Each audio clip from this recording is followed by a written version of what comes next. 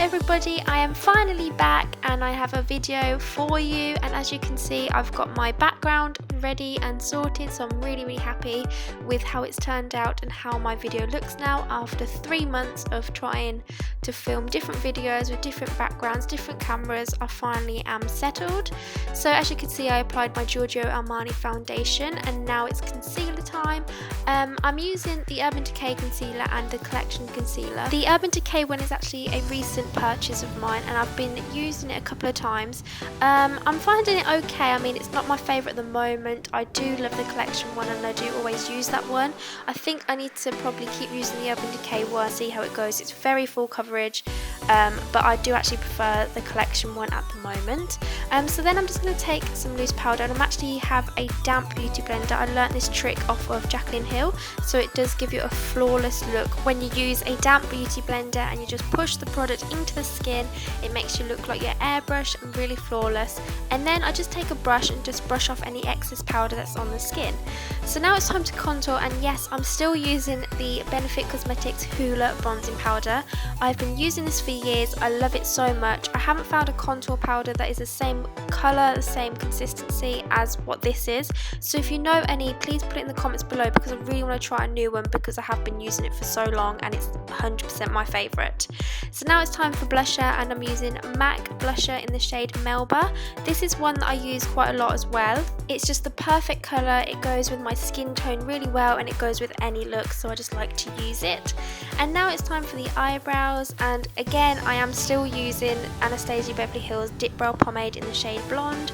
I really want to try a new product. I'm thinking about the MAC one when this one runs out, so hopefully that will be okay. But yes, I just love the pomade. I love how it stays on all day and I love how it really works well with the brush that I use. Flawless and easy to apply. And then I just take the HD brow powder. It's like a darker shade just to give me that tail, because I don't have a tail, an eyebrow tail. It sounds really weird, I don't have a tail, you know what I mean. I don't have any hairs to create an eyebrow tail because it just doesn't really grow there, so I just use a darker colour just to give the impression that I've got hair there, and it works really well. Yeah, and then I just use the clear brow gel just to stick it on and keep it in place all day. So yes, I'm taking my Makeup Geek eyeshadow palette. This is one that I created myself. I do need to get some more actually, because I've had this for ages. I need to get some more colours, but I love Makeup Geek eyeshadows. This is my go-to palette. I take this everywhere. It's what I take travelling. It's just such a nice palette because I created it. I've got all the colours in there that I use on a daily basis. It's just perfect. So now I'm trying this Becca Cosmetics Jaclyn Hill eyeshadow palette. So because I live in France now, I found it very difficult to actually get this palette. I sent it to my home in England and I didn't get it until a few months later, until I read all the reviews about how bad it's been. So I've received this now recently and this is the first time I'm using it. It's okay. I mean, I think I do have the bad batch. It's not very good to blend. It's quite chalky, but the colours are really beautiful. I do like using it. I think I'm just going to keep trying to use it and see how it works. I mean, I did pay quite a lot for it, so I'm just going to keep it and see how it goes. I love this shade that I'm putting on the eyelid now. It's very beautiful. It's probably one of my favourite colours that's actually in the palette.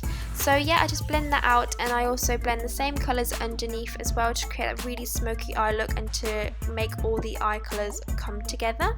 So now I'm just using this as a highlighter. This eyebrow highlighter is not the best for me. I mean, I thought it would be more intense and more pigmented, but it really wasn't, so I wasn't really impressed by that. So now I'm just lining my waterline with this white colour pencil.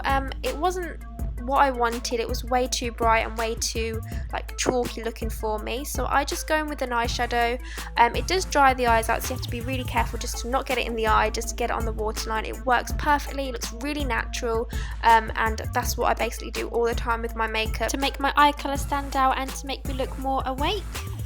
So yeah, mascara, I'm using this one. It's very clumpy, to be honest with you, but I like the look of that. I like my eyelashes to look big, long and clumpy, and really full and thick. So if you want your eyelashes to look like that, definitely recommend that mascara.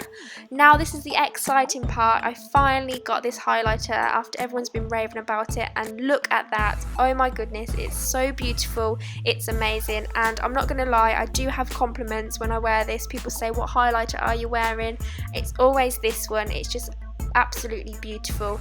It's perfect colour, perfect sort of shimmer. It just pops on your cheeks, stunning. It's my favourite one so far.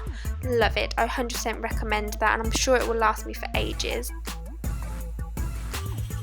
So now onto the lips. As you can tell, this is a really simple makeup look. The eyes are simple, the face is simple, so this really brings out the red lipstick, gives it a massive pop of colour and makes your face shine. So yeah, as you can see, I'm using this liquid lipstick by Lipland Cosmetics. It's absolutely beautiful, stays on all day. However, it does make your lips look really dry, so you have to be very careful with that, but it's such a perfect red colour. It's really hard to apply as well, so I just sometimes take a brush, or I take some concealer to clear around the edges as well. So yeah, I finished that with some MAC Fix Plus setting spray, and that's the makeup complete. So now it's on to the hair routine. So I start off by splitting my hair into two sections, as you can see, making sure it's all brushed through nice and smooth. And I actually put a hair bubble around the back of my hair so I don't get that mixed up with the top section. It's just a little trick that I do so I don't involve any else of the hair into the plaits. But yeah, so I split that into two, middle parting down the middle. You can do whatever you want. You could do one plait in the middle if you want to, or you could just do two like I am doing here, and it's just a normal French braid. So while I'm doing this, I just wanted to talk to you about something that I want to do. I want to do a Q&A video in my next video, just about the move. Recently I've moved from England to France. I've got a new job. You know, if you've got any questions about that, anything about what it's like to have a long distance relationship, anything, please put your comments or your questions down below, because I want to share my experience with you in case you're thinking about doing the same thing.